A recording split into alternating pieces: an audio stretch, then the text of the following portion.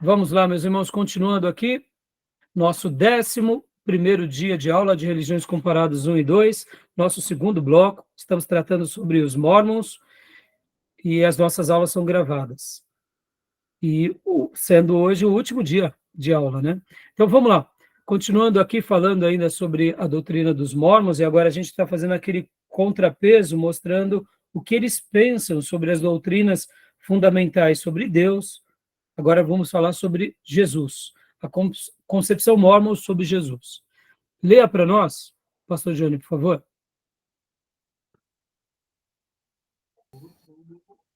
Leio sim. Ao se averiguarmos o que os mormons dizem a respeito de Jesus, logo verificamos que não é o Jesus Cristo das Escrituras. Para os mormons, Cristo não foi gerado pelo Espírito Santo. Ampliando o entendimento de como os mormons entendem a pessoa bendita de Jesus, Joseph Smith declarou: dentre os filhos espirituais de Elohim, o primogênito é Jeová, ou Jesus Cristo, de quem todos os demais são irmãos menores. O segundo filho desse relacionamento é Lúcifer, e assim os mormons não têm o menor constrangimento em dizer que Jesus e Lúcifer são irmãos espirituais. Para todos os mormons, sem exceção, Deus Pai é Pai de Jesus Cristo, tanto no espírito como na carne. Nosso Salvador é o primogênito no espírito, o unigênito na carne. Para concluir, segundo os teólogos mormons, Jesus não é Deus, mas era um Deus antes de nascer neste mundo. Então, meus irmãos, palavras como essa nos deixam boquiabertos, porque quando a gente vê, e o professor Paulo Pescador mostra todas as fontes aqui, tá bom? Quando nós pensamos que é uma religião cristã, né? Igreja Jesus Cristo dos santos dos últimos dias, eles acabam inferiorizando a Jesus, alterando a pessoa de Deus, e nós ficamos assim boquiabertos como podem existir pessoas que dizem seguir a Jesus lá, naquele lugar, né? É uma pena, porque contraria, como o próprio Paulo Pescador disse, contraria os ensinos bíblicos mais triviais. O próprio catolicismo romano e o ortodoxo grego não praticam essas falácias e nem seguem essas heresias. Então é uma pena, né? No nosso intervalo, o Júnior fez citação de uma profecia e de uma visão de Joseph Smith, não foi, Júnior? Sim. Qual era a parte mesmo, Júnior? É a 106, né? 103, né? Isso, inclusive eu vou até compartilhar aqui Página com 103, os irmãos, capítulo 3. no nosso livro-texto, mas o meu está em Kindle, né? Os habitantes da Lua. É essa parte, né, Júnior? Isso aí. Isso. Lê para nós, Júnior, olha só. Só fazendo aqui um adendo para ver como eles vão longe nas suas leituras, nas suas revelações, nas suas heresias, né? Pode ler, Júnior. Exato. Os habitantes da Lua. Mais uma vez, o Joseph Smith viajou aí na maionese. Smith predisse que os habitantes da Lua têm tamanho mais uniforme que os habitantes da Terra. Tem cerca de 1,83 m de altura. Veste-se muito à moda dos Quakers. E seu estilo é muito geral, com quase um só tipo de moda. Tem vida longa, chegando geralmente a quase 1000 anos. Revista de Oliver B. Huntington, volume 2, página 166. Evidentemente, Smith jamais sonhara que algum dia o homem chegaria à Lua e verificaria que lá não há nenhum tipo de vida. Ou seja, ele fez uma profecia, uma revelação, mostrando espiritualidade de uma coisa em que ele não imaginava que um dia o homem chegaria lá. Vocês vão se lembrar de Júlio Verne? Inclusive, eu tenho até uma obra aqui de Júlio Verne. Aqui. 20 mil léguas submarinas. Né? Não sei se vocês estão vendo, vou até parar a publicação aqui, só para vocês verem. 20 mil léguas submarinas. Jules Verne, ele também falava Viagem ao Centro da Terra, outra Exatamente. obra é O Homem Chegando à Lua. Ficção, Nos né? dias de Verne, isso tudo, Atlântida, isso tudo, irmãos, eram Uhum. ficções, claro que desejadas, mas os cientistas dos dias antigos, eles olhavam isso e falavam, não, isso é impossível. Isso é impossível. Mesmo com toda a ciência, mesmo com todo o conhecimento dos astros, sabendo que, né, a nossa galáxia é heliocêntrica, que nesses dias já se dominava isso, até muito antes disso, mas mesmo assim, é que nem hoje, né? Hoje nós temos certas tecnologias, outras estão muito distantes de nós, até que alguém descubra algo. Mas você vê, o que não é um enredo, uma narrativa, uma profecia, como eu dizia há pouco no intervalo, quando o pastor Johnny até, né, como que foi mesmo a sua frase, pastor Johnny? Você disse que eles têm que... Precisa ter muita fé, né? Para crer nesse absurdo todo. Exatamente, ou seja, percebam, irmãos, o contexto dele era um contexto onde estava tendo um grande avivamento, uma explosão do crescimento de pessoas se convertendo, e aí você, naturalmente, querendo criar o seu grupo, os seus credos, você coloca visões, profecias, revelações, recebe de anjos. Quer um artifício maior do que esse de capturar essas massas? Falar da possibilidade de seres que vivem na Lua, sendo que eles vivem 1000 anos lá, mas nunca ninguém chegou daqui para lá, ninguém de lá para cá, ou seja, fica tudo muito vago. Por isso, irmãos, que toda mentira, ela é uma mentira que mais cedo ou mais tarde ela vai ser desvendada. É claro que, nesse caso, ele fazia as suas mentiras ou as suas falácias como se fosse um profeta bíblico. Outros não fizeram isso. As outras religiões têm as suas visões, têm as suas influências, e até certa medida eles são mais honestos com aquilo que eles veem. O problema de alguém que nasce no meio da igreja evangélica é que ele quer realmente ser alguém protagonista, como foram os profetas no Velho Testamento, mas ao mesmo tempo eles querem criar uma nova religião. Então, assim, percebam como tudo isso é muito perigoso, né? Tá bom? Então, sobre Jesus Cristo, tranquilo? Querem fazer mais algum comentário? Irmãos, querem fazer mais algum comentário de alguma outra coisa? Não? Sim? Eles dizem também que Cristo, ele casou-se com Marta e Maria, né, as irmãs de Lázaro, fora com Maria Madalena também, né, era polígamo também. Polígamo. Né? Então, assim, tem coisas, né? Eu não me recordo disso, viu? Aqui no livro, no No Seitas livro, né? Heresias. Isso, obrigado. Tem muitas informações, me perdoem também, irmãos, tem hora que são tantas religiões e tem hora que a gente não consegue lembrar quem disse o que da onde, né? Eu não me lembrava disso, tá bom? Mas vamos lá. Então vamos lá aqui para a apostila, né? Falar que Jesus era polígamo, né? Ah, sim.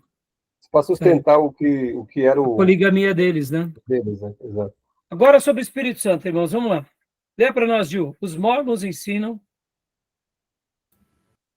Por favor. Os mormons ensinam que o Espírito Santo é um homem-espírito. Entre aspas, o Espírito Santo é um personagem de espírito. Uma pessoa espírito. Um homem espírito. Uma entidade espírito. Em outro lugar, escrevem que o Espírito Santo é um terceiro membro da deidade, trindade, entre parênteses. É um espírito na forma de um homem, como personagem de espírito. O Espírito Santo tem tamanho e dimensão.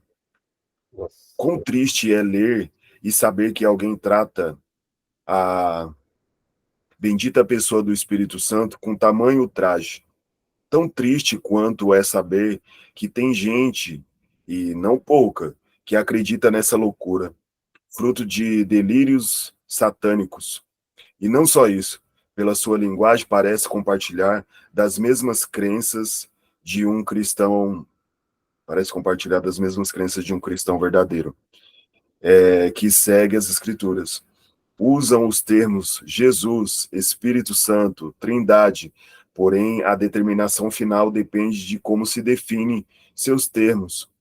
Os mormons cometem muitos erros e fazem muita confusão no tocante à personalidade, às operações e às manifestações do Espírito Santo, bem como a sua divindade. Nenhum cristão que tenha qualquer senso apropriado de sua dependência do Espírito Santo no que concerne à vida espiritual, de que goza de todas as suas bênçãos nela envolvidas, pode mostrar-se indiferente para com o agente por meio a qual todo esse bem nos é conferido. Ou seja, eles vestem uma roupagem de uma igreja bíblica, usam os termos sagrados de forma aparentemente legítima, mas nas entrelinhas e na prática mais pura e simples, há um desprezo por aquilo que é essencial. Tá bom, meus irmãos? Então, né, aqui, para a gente... Vende uma imagem, né? Oi? E vende uma imagem, até uma fala, né?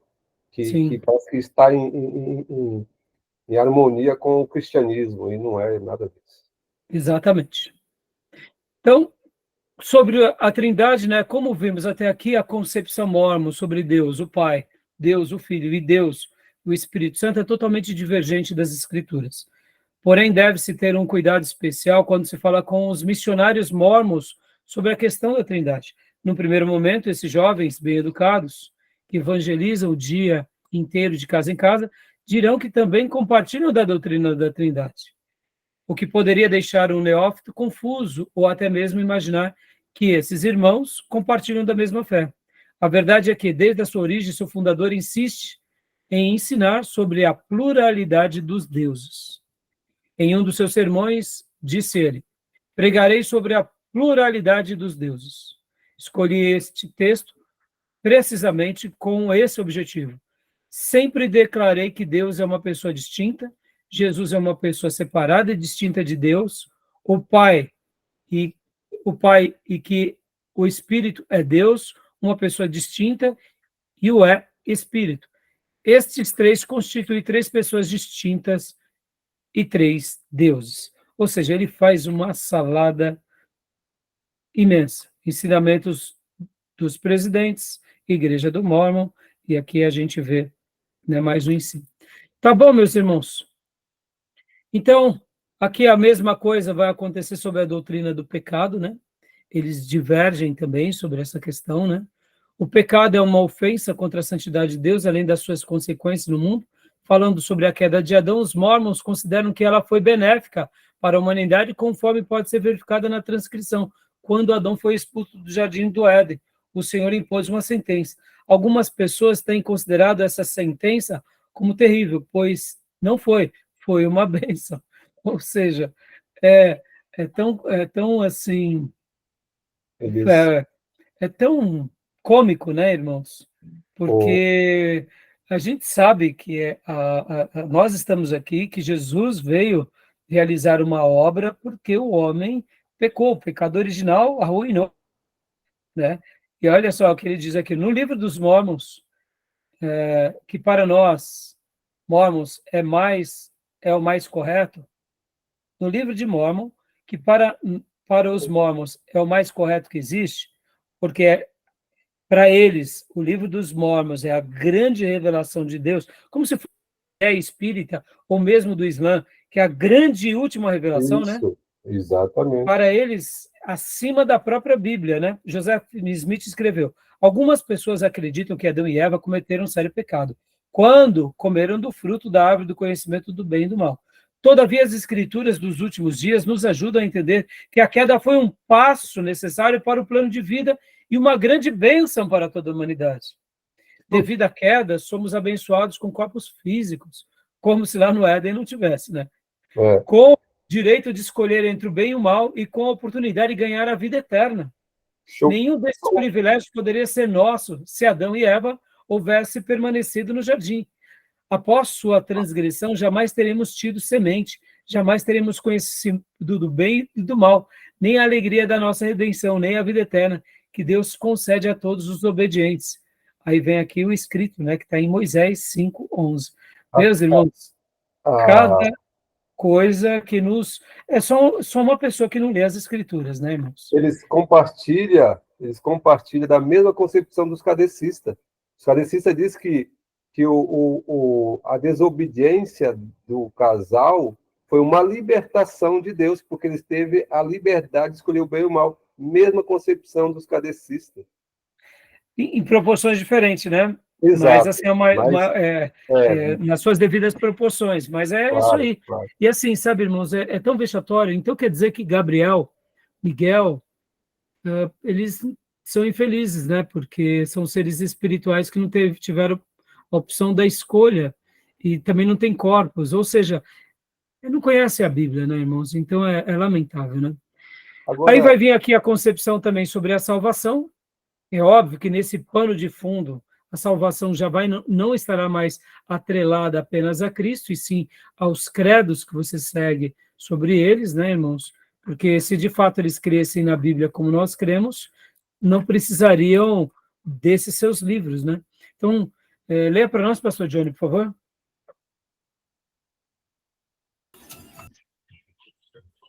A Bíblia ensina que a salvação é pela graça, por meio da fé, independentemente das obras da lei, como disse o apóstolo Paulo aos Efésios.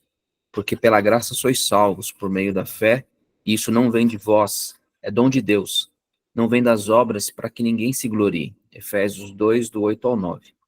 Somos também justificados diante de Deus pela fé, a parte, no caso, né, das obras. De modo que é a graça que salva por meio da fé, que por sua vez produz obras que dão testemunho sobre a eficácia da fé salvadora. Tiago 2. A conclusão que se obtém é que há dois meios de buscar a salvação, um falso e outro verdadeiro. A maneira de Deus, pela graça, a única e verdadeira forma de obtenção da salvação, ou a maneira do homem, pelas obras, falsa. Os mormons seguem o caminho dos homens. Ao contrário das Escrituras, o mormonismo ensina que a morte de Cristo na cruz apenas resgatou o homem do efeito da queda.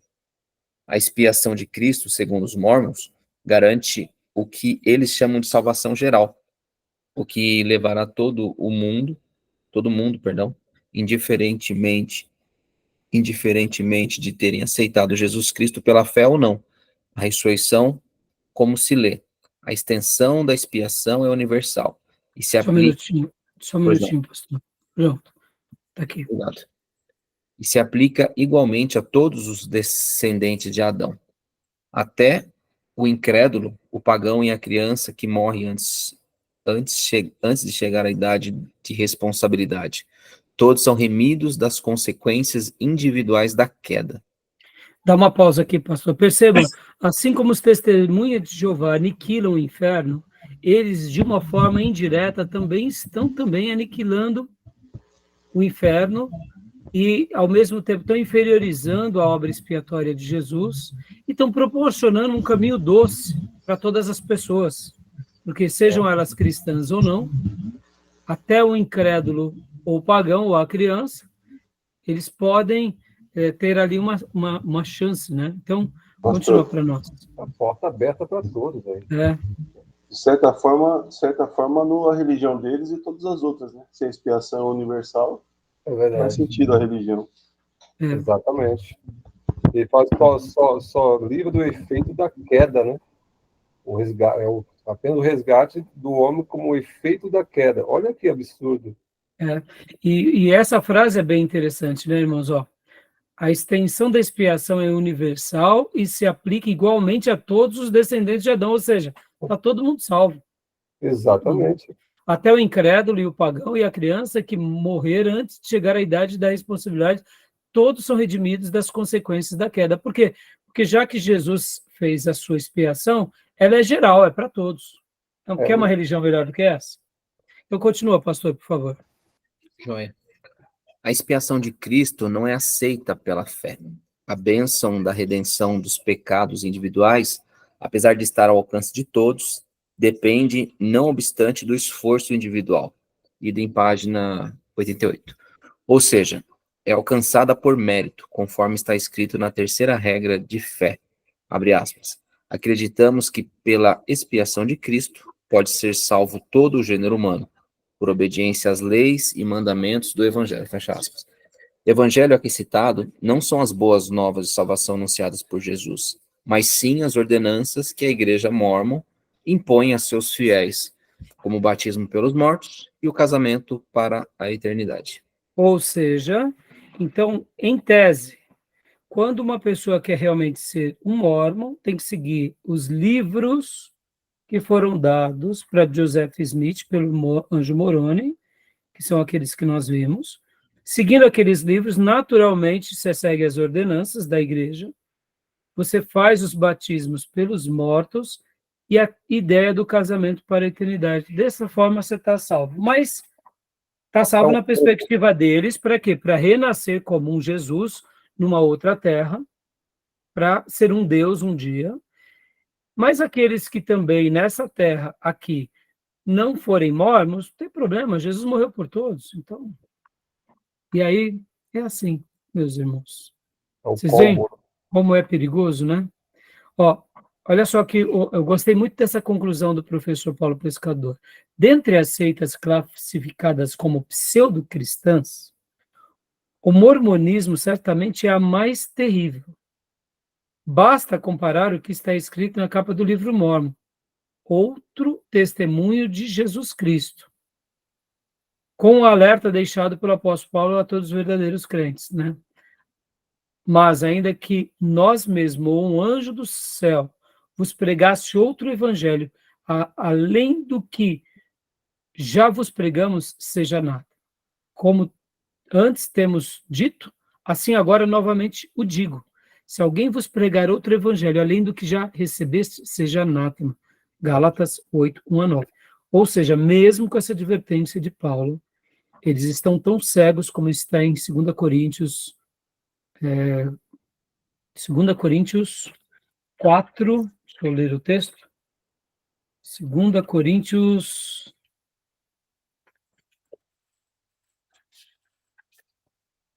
4:4.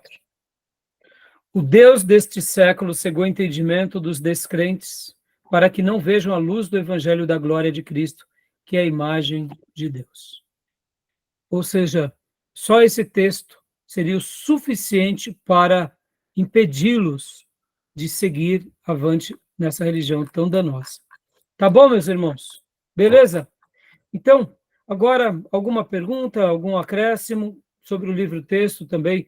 O professor, pastor Raimundo Oliveira, ele também vai fazer vários comentários. Se vocês quiserem perguntar alguma coisa, tranquilo? Tranquilo. Tranquilo? E outra, só para dizer que, como no final aí, quem acha, quem vê-los como inofensivo, não é nada disso. Né? Não, não é. Não é, não. Parece Não que é. é, mas Parece não é. que é, mas A não é. doutrina dele é terrível. Né?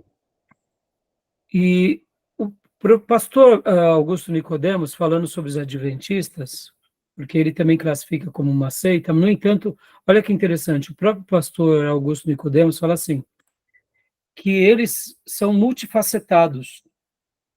Nem todos os grupos adventistas seguem Ellen White ou seguem aqueles credos. Assim, é verdade. Logo, alguns adventistas podem estar lá dentro da igreja, mesmo com heresias e ideias erradas, mas desprezando as profecias de Ellen White, seguindo a Bíblia, seguindo Jesus, seguindo as doutrinas, porque há doutrinas que se correlacionam. Já não é a mesma coisa para os testemunhas de Jeová, que negam a pessoa de Jesus, e para os mórmons. Verdade. Vamos agora, então, falar um pouco sobre a congregação, meus irmãos. Eu vou até abrir aqui para vocês rapidamente. Ó. Uma outra religião que nós temos também como uma seita é a congregação. No entanto, da mesma forma que os adventistas, eu diria que nos últimos anos tem acontecido algumas mudanças na própria congregação, onde nós notamos que, quero até começar pelo final, que existem cristãos que amam a Bíblia, que amam a Jesus, que se santificam, que da forma deles, repleta de usos e costumes, e até alguns mais esclarecidos e outros menos, eles seguem a Deus do jeito deles. No entanto, classificamos também a congregação como uma seita, porque eles são exclusivistas, eles têm os seus credos, eles se sentem os únicos seguidores de Jesus, então não tem como negar esse fato de que eles são uma seita.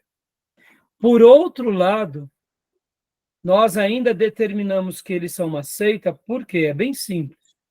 Porque o que se pressupõe em todas essas seitas, irmãos, é que elas têm alguma coisa além das escrituras como a base doutrinária deles. Podem ver, irmãos, todas as seitas que nós trabalhamos, desde o catolicismo romano, aí vamos, né, para adventismo, mormonismo, testemunha de Jeová e tantas outras religiões, eles têm a Bíblia, mas não têm apenas a Bíblia como seu livro de fé, regra e prática. Aí talvez você diga assim, mas a congregação, eles têm a Bíblia. Sim, eles têm a Bíblia. Mas, ao mesmo tempo, nos seus estatutos e na sua prática, eles acabam dando aos anciãos, e principalmente aos anciãos mais velhos, o critério de toda orientação. Ou seja, dentro da Igreja Congregação Cristã do Brasil, se você segue aquela fé, você somente será um verdadeiro filho de Deus se estiver de acordo com os credos e com o regimento interno que os anciãos e líderes ensinaram àquela congregação. Se você fugir em qualquer grau, ou, por exemplo, vamos pegar aqui um exemplo, eles te proíbem, ou pelo menos até 2022, proibiam as pessoas de frequentarem qualquer outra religião, mesmo que de nome evangélica. Então, se alguém fosse a uma outra igreja, até 2022, de 2022 eles mudaram o seu estatuto. E aqui fica uma coisa bem curiosa, né? Eles falam que toda igreja, e eles tentam se comparar como separados. Eles dizem, nós não temos pastor assalariado, nós não seguimos praticamente, vamos dizer assim, um estatuto, ou como nós chamamos, um credo doutrinário, porque nós somos os únicos seguidores da Bíblia. Mas, em tese, para eles existirem, eles precisaram criar um estatuto. E no estatuto deles, também ao longo desses 100 e poucos anos, passaram por várias mudanças. E é bem interessante que, dentro do estatuto, só para vocês terem uma ideia, a maneira em que eles se afirmam, eles vão dizer que somente com o fundador da congregação que o evangelho voltou a ser pregado na terra. Ou seja, praticamente, irmãos, 1.900 anos sem que Jesus, verdadeiros cristãos, existissem no planeta. Ou seja, eles são a restauração da Igreja Apostólica. Na prática, dia, eles se assemelham muito com muitos cristãos. Mas quando a gente vai ver as bases da congregação, eles são muito sectários. E se você chegar para uma pessoa da congregação, ou principalmente da liderança, e falar, tá bom, então vamos lá. Então, e o que aconteceu em 1500, em 1600, em 1700? Não existia congregação? Aí eles vão dizer, não, mas a congregação cristã do Brasil, ou a congregação cristã, ela, de uma forma ou de outra, o Espírito de Deus sempre elegeu seus ungidos, e eles, entre aspas, seriam mensageiros da congregação cristã e não sabiam. Porque não tem como negar, né, por exemplo, irmãos, grandes movimentos evangélicos, como nos períodos dos avivamentos e da Reforma. Então, eles tentam fazer um looping da igreja primitiva até o fundador da congregação cristã do Brasil. Então, percebam como a congregação cristã, nas suas origens, eles são sectários e eles são exclusivistas. Em 2022, eles fizeram uma mudança no seu estatuto. Botou um vácuo, né?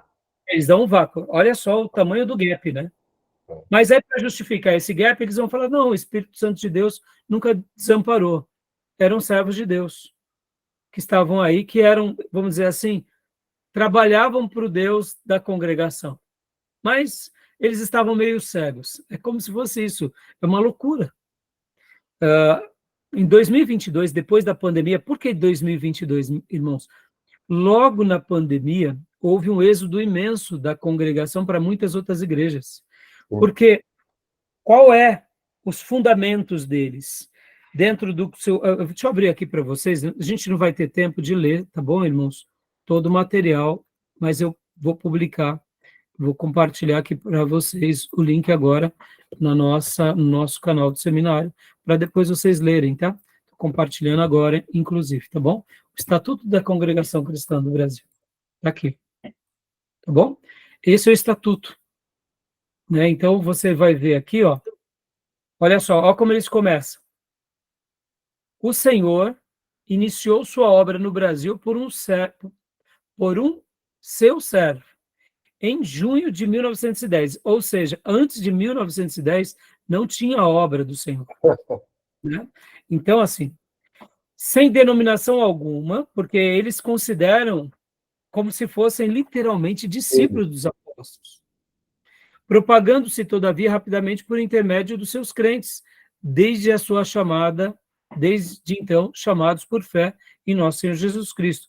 Com o progresso da obra, viu-se necessidade de ser adquirida a propriedade do imóvel, onde seu povo já se congregava na capital do estado de São Paulo, sendo então escolhido o nome de Congregação Cristã do Brasil. Entretanto, por essas questões doutrinárias, houve a mudança do nome de Congregação Cristã do Brasil para Congregação Cristã no Brasil, o que se faz por Assembleia Geral Extraordinária, realizada em 21 de abril de 62, ou seja, era do Brasil, agora é no Brasil, na Casa de Oração no Brás. A igreja, eles não chamam igreja, eles chamam Casa de Oração. Está entendendo? Na capital de São Paulo, tal, né? Até então, comum, serve né? de todas as congregações que seguem a mesma fé e doutrina no país. Sempre que se faz necessário, esse estatuto foi reformulado na sua parte administrativa para o governo das coisas materiais da congregação. Na parte espiritual, não existe nenhum governo humano, pois só o divino prevalece, ou seja, eles são a voz do divino e não há outro. Como se depreenderá dos artigos que seguem. E aí vem toda a construção. É óbvio que a obra foi crescendo e eles precisaram virar uma religião, mas eles não chamam de religião, eles chamam de casa de oração. Porque eles, de fato, precisam do estatuto por uma questão legal. No entanto, na parte espiritual, não existe governo humano, pois só o divino prevalece. E como esse divino prevalece? Eles têm a Bíblia, mas eles são proibidos, vocês vão ver aqui, eles vão ser proibidos de lerem a Bíblia, e ali eles têm que ser desprendidos de todo o conhecimento humano, e enquanto eles sobem no púlpito, eles têm que se desprender de tudo, e enquanto a igreja ora pelo pregador, o pregador recebe do Espírito Santo o texto na hora que vai ler com a igreja. E assim eles pregam. Mas percebam, mesmo que eles deem uma aparência de espiritualidade, todo o formato dele está baseado no quê? No pregador, ou seja, no líder, que geralmente tem mais peso, o líder mais antigo, e por isso que tem até a terminologia ancião, ou seja, o ancião mais velho é o que tem mais autoridade entre eles. E dessa forma, o que ele revela ali para a vida de cada um dos seus fiéis é Deus revelando para cada um deles. Logo, todas as tomadas de decisões dos crentes da congregação não se dá na palavra, mas se dá na vida do pregador, que é o instrumento, ou seja, o profeta. Por isso que a interação presencial sempre foi forte, mas com o advento da pandemia, eles não tinham transmissão, eles não tinham culto online, e eles precisaram fazer isso. Por quê? Porque os seus fiéis, que na grande maioria pessoas da terceira idade, ficaram sem ser assistidos e foram cultuar em outros lugares que estava tendo culto online. E aí eles descobriram que tem muita gente pregando a palavra, e eles conseguiram ver os erros doutrinários, e houve um êxodo muito grande da congregação. E em 2022, então, eles reformularam o seu estatuto, dizendo, olha, existem sim outros servos de Deus em outros lugares que professam os credos como nós professamos. E se eles têm o Espírito Santo e estão em harmonia conosco, eles também são filhos de Deus. Porque o que acontece, irmãos? Houve muita crítica por parte dos membros dizendo, nós somos exclusivistas, eu estou vendo outros que são irmãos e vocês dizem que não são irmãos. Por quê? Eles precisaram dar um passo para trás. Então, eu, particularmente, meus irmãos, eu acredito que, eu espero em Deus, que um dia a congregação caia em si e volte. Por quê, irmãos? Dentro das seitas, e por que a gente chama elas de seita?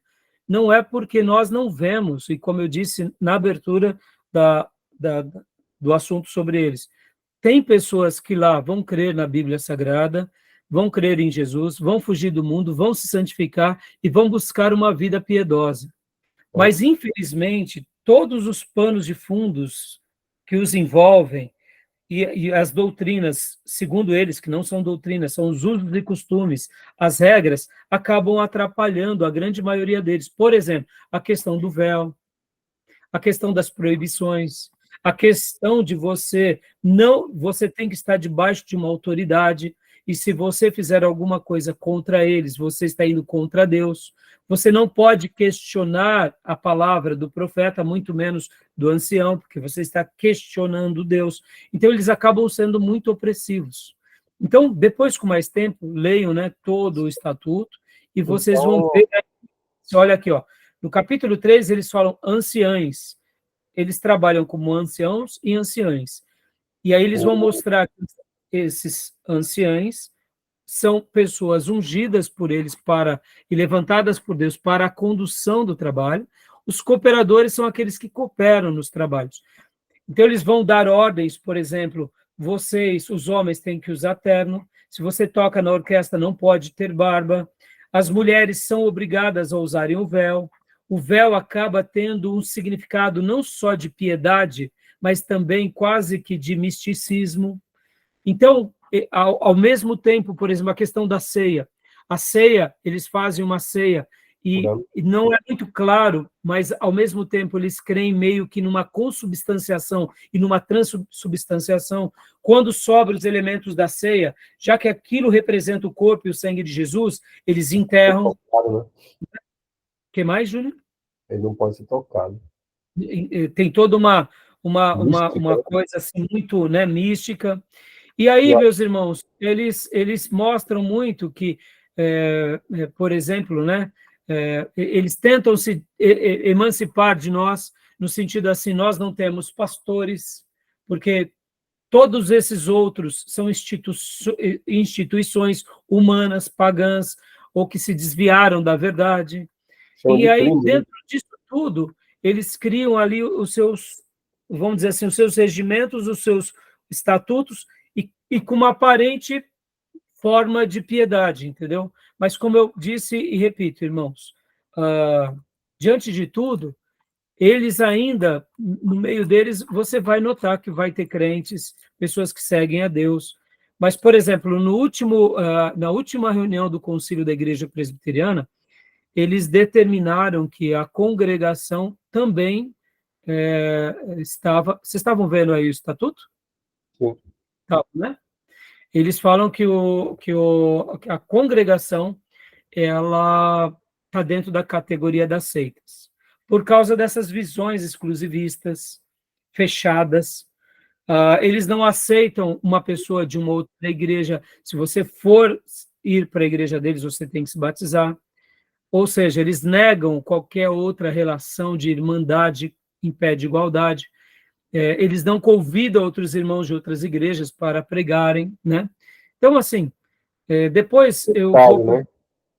4 materiais do Augusto Nicodemos, no nosso grupo, que foi realmente muito enriquecedor. Aliás, eu vou compartilhar, inclusive, agora, para não esquecer. quatro materiais bons que ele fala sobre a congregação, lendo esse estatuto, fazendo vários apontamentos. Ele acaba também trabalhando em algumas questões que algumas pessoas que vieram, né, da congregação, falam com ele, dão um testemunho. Então, meus irmãos, tá bom? Fiz um suprassumo aqui, né? E para eles, irmãos, o que importa é o que o ancião disse no púlpito. Sim, Ali é Deus. aí, Todas as tomadas de decisões deles, eles têm que buscar na igreja. E tem aí, no caso, os cooperadores, eles podem até ser usados como profetas, mas o ancião é o grande profeta. Então, por exemplo, se você vai trocar de emprego, você tem que ouvir uma mensagem do seu cooperador, uma profecia, a pessoa que você vai casar. Ou seja, eles não usam o bom senso, eles espiritualizam qualquer tomada de decisão. Então, vocês notam que eles acabam, de uma forma ou de outra, prendendo as pessoas pelo lado místico. Agora, olha que interessante. O fundador da igreja, no caso, né, congregação, vocês vão ver que ele, não sei se vocês lembram, a gente já trabalhou um pouco sobre ele. Ele vem de uma igreja presbiteriana, e aí depois ele abre um trabalho italiano com os presbiterianos. Lembra disso? Sim. E então o que acontece? É o Luigi Franciscon. Logo depois que ele abre esse trabalho com lá nos Estados Unidos, né, com um grupo de italiano entre os presbiterianos, logo depois ele tem aquelas influências dos grandes avivalistas americanos, principalmente do movimento pentecostal que nasce na Rua Azusa. E ali ele é batizado pelo Espírito Santo, e aí é quando ele vem para o Brasil. E aí é onde começa o trabalho, né, no Brasil, e é dali que nasce, não no primeiro momento a Congregação Cristã do Brasil, mas nasce o grupo, né, e depois que se torna a Congregação Cristã do Brasil. Mas o movimento pentecostal dá uma influência enorme na visão de mundo religioso para eles. Tanto é que o falar em línguas é importante. Outra coisa, para eles também essa questão é uma questão importantíssima.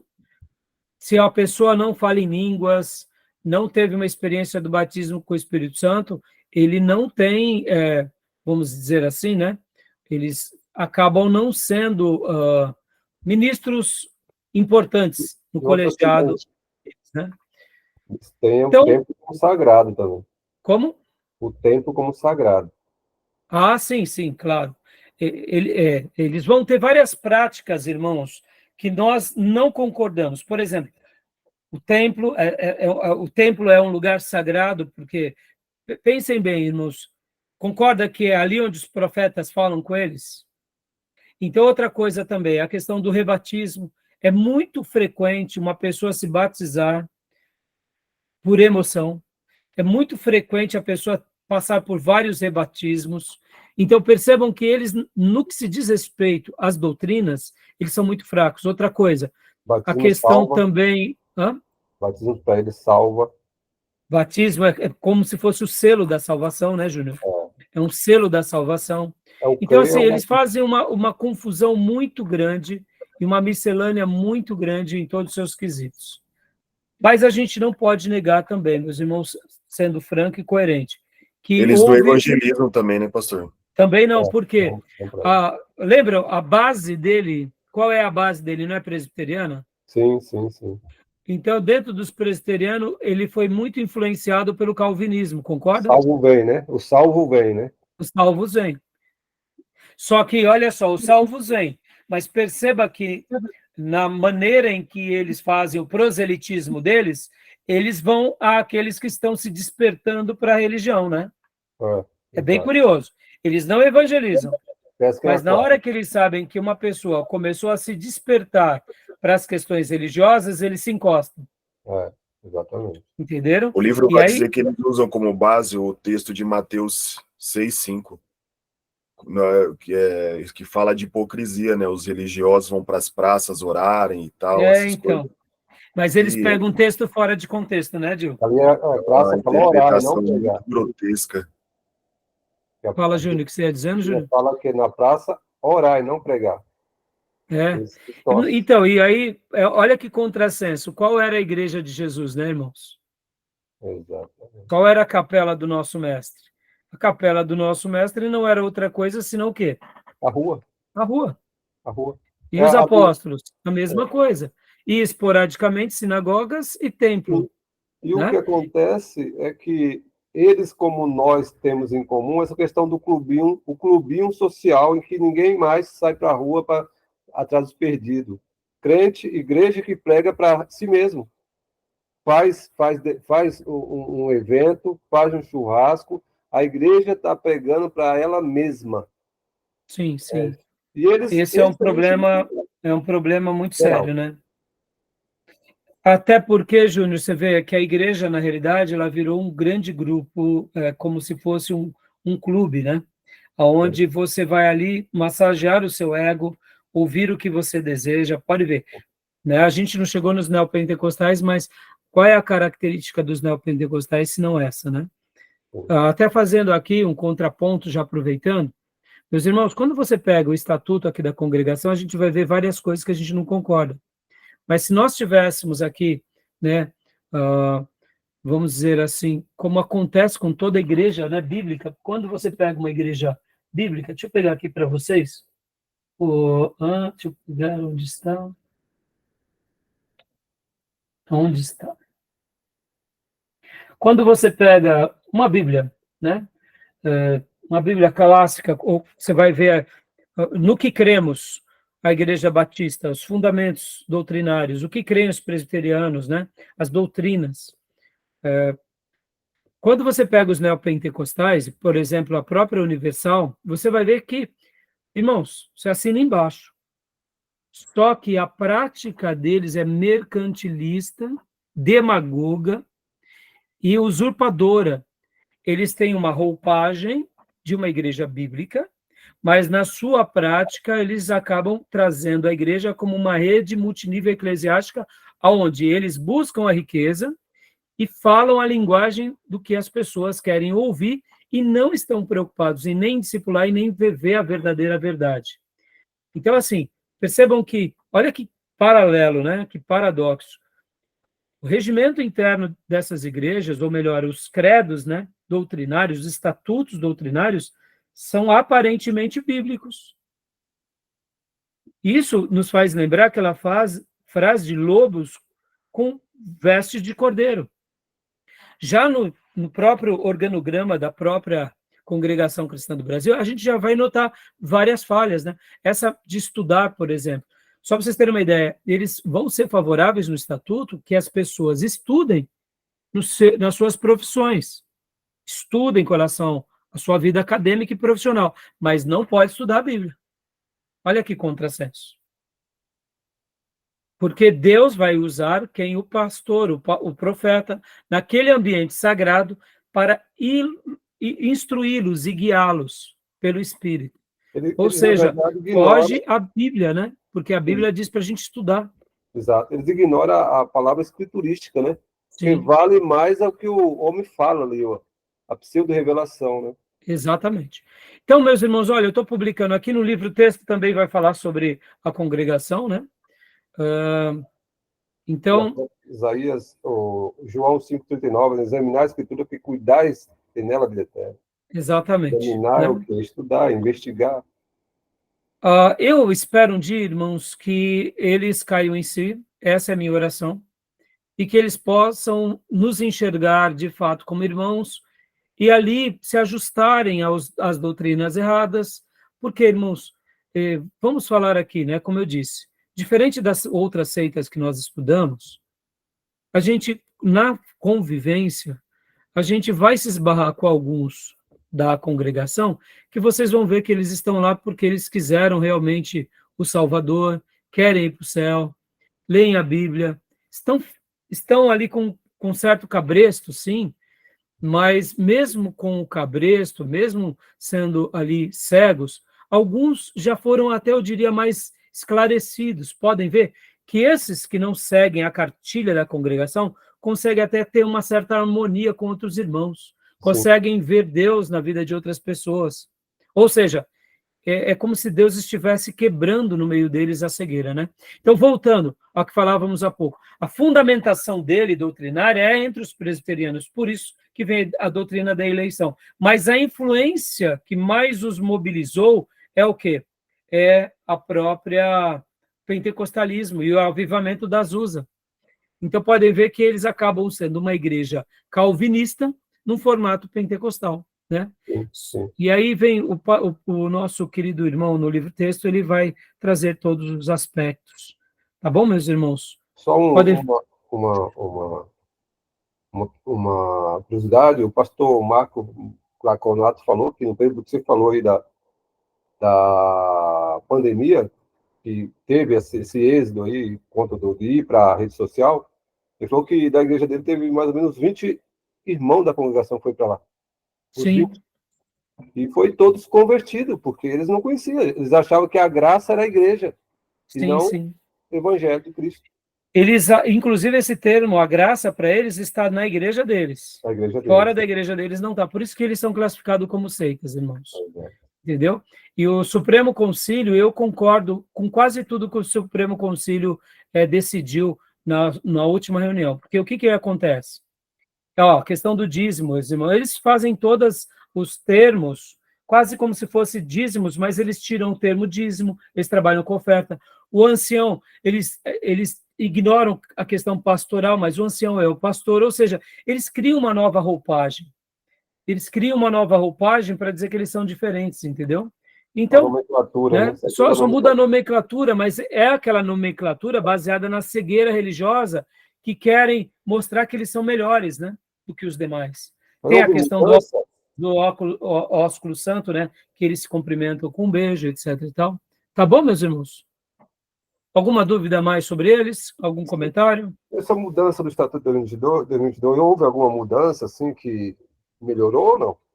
Então, melhorou porque anteriormente eles eram contundentes de dizer que quem fosse para outra igreja deveria ser repreendido com muita severidade. Se continuasse, ele praticamente estaria sendo alguém que estava se rebelando à verdadeira igreja do Deus vivo, né, no caso. E nessa reformulação, foi como se eles colocassem assim, existem sim outros irmãos em outros lugares que seguem o Espírito Santo, como nós aprendemos.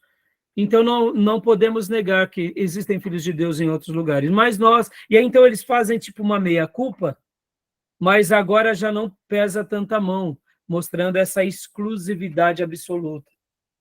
Eu quero acreditar, meus irmãos, que é por isso, você vê, irmãos, mesmo que eles tenham, né, uma sinergia, e aqui, vamos lá, vamos falar uma outra coisa aqui, quando eles se unem para fazer as coisas deles, eles têm, eu acho que ninguém tem tanta identidade quanto eles. Claro. Mas tudo isso está debaixo de um cabresto, tudo está debaixo de uma opinião religiosa, onde mistura espiritualidade com Bíblia, e então eles acabam seguindo tudo isso meio que cegos. Mas eu quero acreditar que Deus pode mudar o coração deles nesse sentido, fazendo com que eles abram os olhos, entendam que Deus está trabalhando, porque, sejamos honestos, irmãos, se eles continuarem seguindo esses princípios, eles vão perder muito, porque não tem como você voltar atrás. Depois que as pessoas são esclarecidas, elas acabam vendo um outro lado que elas não enxergavam. Vou dar um exemplo para vocês.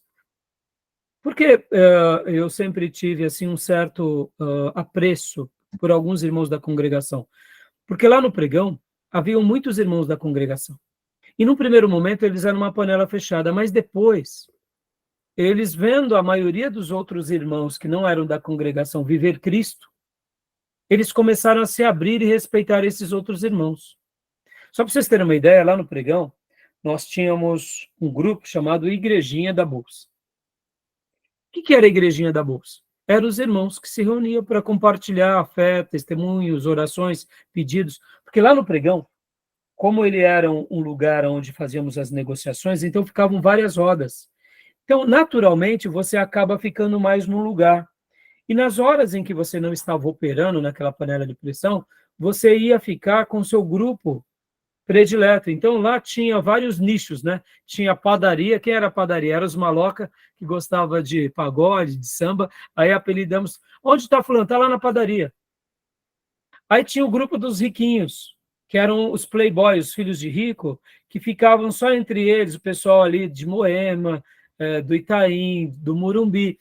Aí eles tinham o nicho deles, que era o grupo dos riquinhos, dos milionários, que apelidamos de Bomboniere. Né? Bomboniere. Tinha o Pavilhão 9. Quem era o Pavilhão 9? Eram os doidos, cheirador de cocaína, os malucos, era o Pavilhão 9. E tinha a igrejinha. Quem era a igrejinha? Eram os crentes. E uma das coisas mais impressionantes na igrejinha é que todo mundo pensava que a gente era só da mesma igreja. Porque nós pregávamos Cristo e a mensagem do Evangelho. Então, quando alguém descobria que, por exemplo, o irmão era da Assembleia de Deus, o outro era metodista, o outro era batista, batista tradicional, batista avivado, eles ficavam encantados. Não, mas peraí, vocês não são da mesma? Não, não somos. Mas, diferente de nós, tinha o grupo da congregação.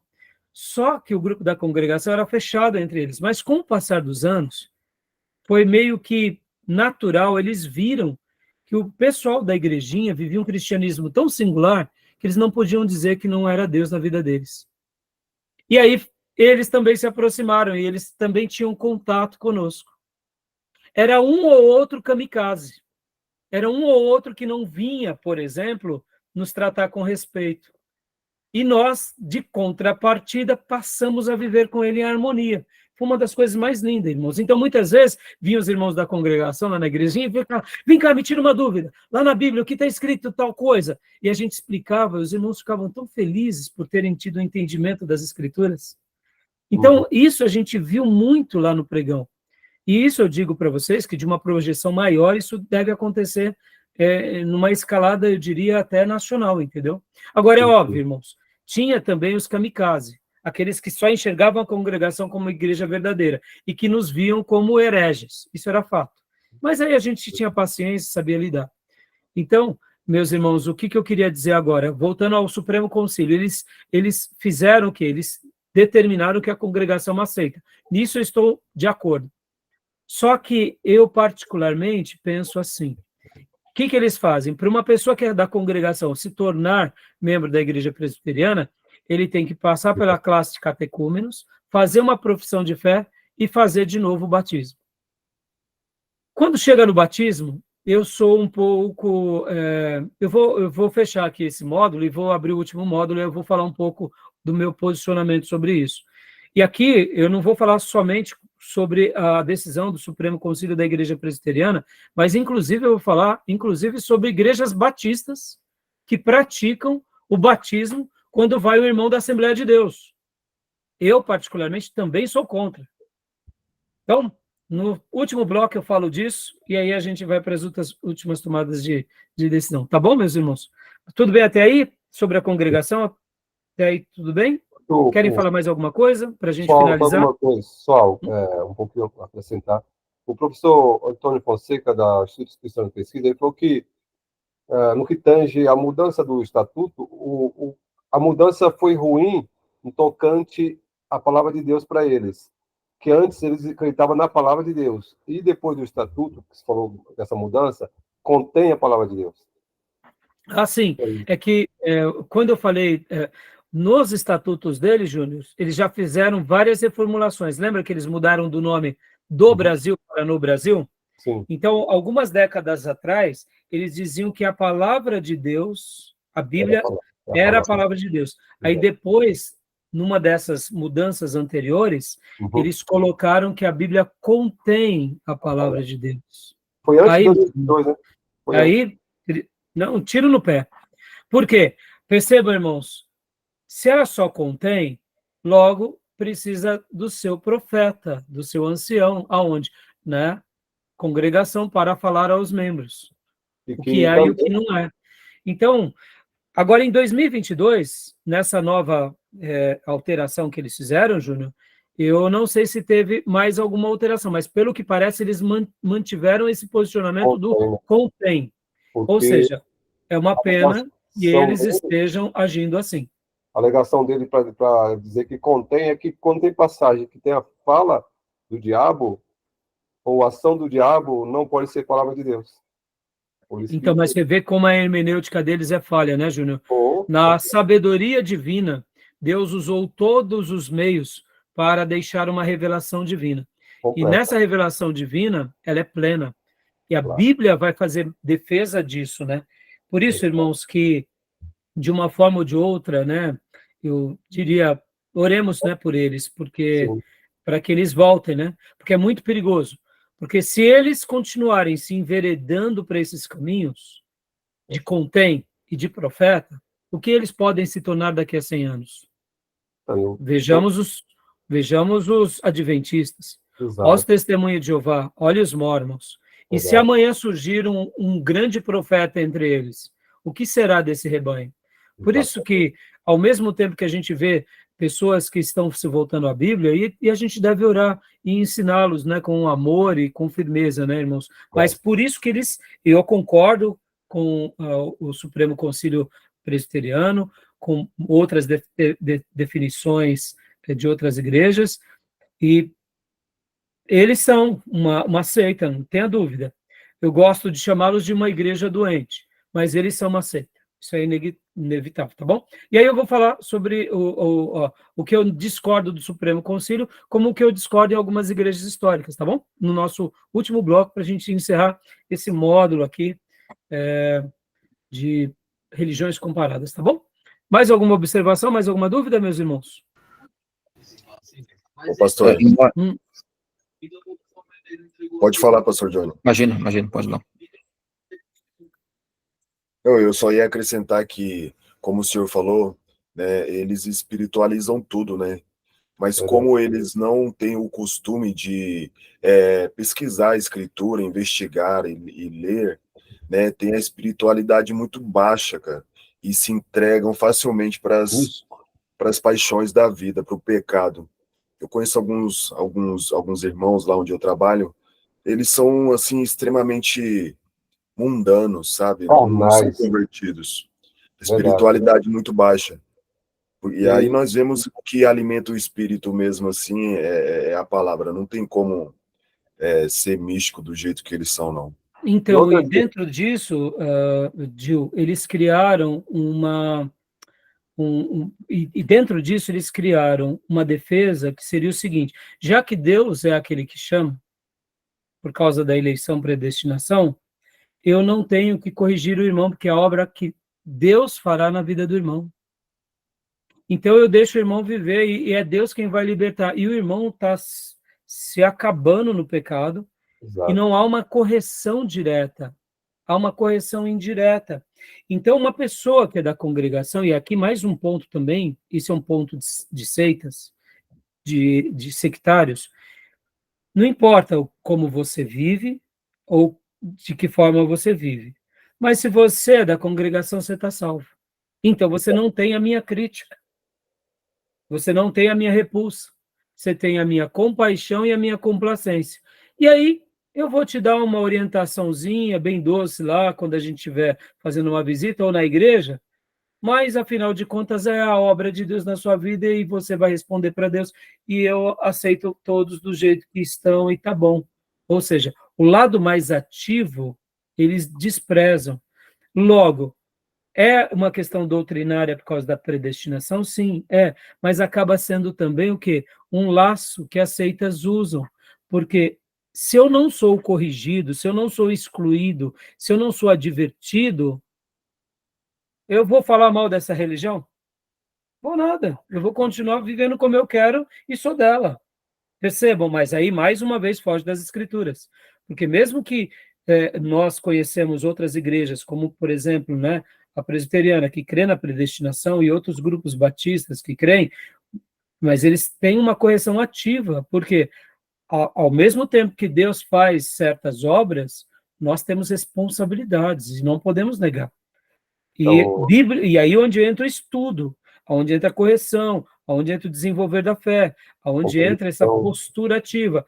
E aí você vai pegar Pedro, Paulo, Tiago corrigindo todo mundo, né? Ao ponto de Paulo, muitas vezes, e Pedro, por exemplo, e João vai falar, olha, não fique nem com esses que se dizem ser e não são, né? Jesus mesmo vai dar terminologias para que uma pessoa que vive no pecado de forma desregrada seja considerado afastado daquele rol.